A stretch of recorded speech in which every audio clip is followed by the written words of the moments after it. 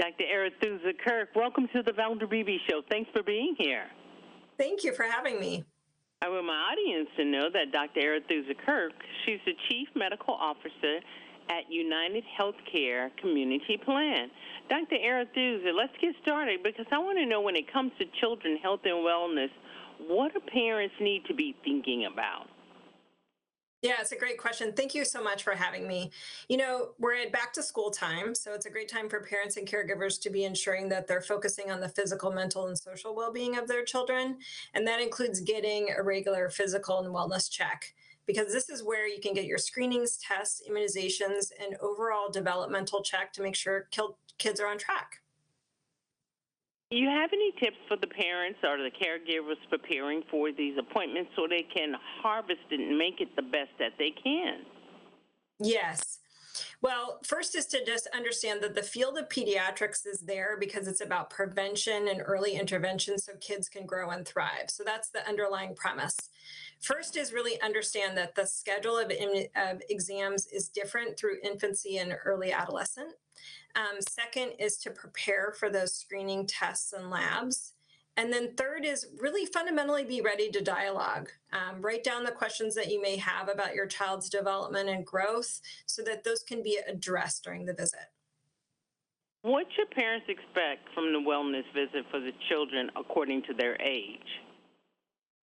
Well, there are a number of scheduled visits that occur during early infancy and early childhood. For example, there are 8 visits before age 15 months that are recommended. But as you get older, starting at age 3, the visits start to space out. So it's now an annual visit plus maybe some of your sports physicals. The second is that your tests, labs, and immunizations may be different according to the development of your child.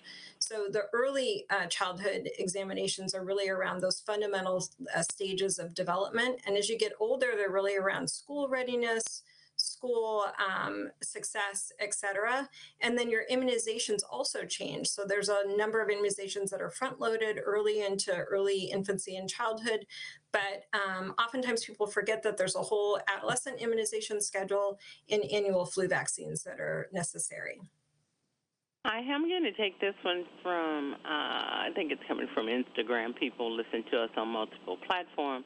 They want to know, is there any online record keeping for shots and records? She said her doctor's office has one, but she has multiple kids, and she's looking for a place where they can keep their records online and refer doctors to. Many states have a state immunization program, and also there are different places where you can download apps to sort of upload your own shot record, and your pediatrician should be able to share those records between new pediatricians or new practitioners. Great advice. Doctor, is there a place online for the audience to go as we've talked about health and wellness, and as they send their kiddos back to school? I'm sure this is uppermost in their mind. Yes, I'm sure. So if you're a United Healthcare Community Plan member, you may have access to our Healthy First Steps program. It's very important for that early infancy period where you can get help with scheduling appointments and other information. We also have a website at uhc.com/children's wellness where this information about the schedule, immunizations, and other evidence-based materials are linked for you.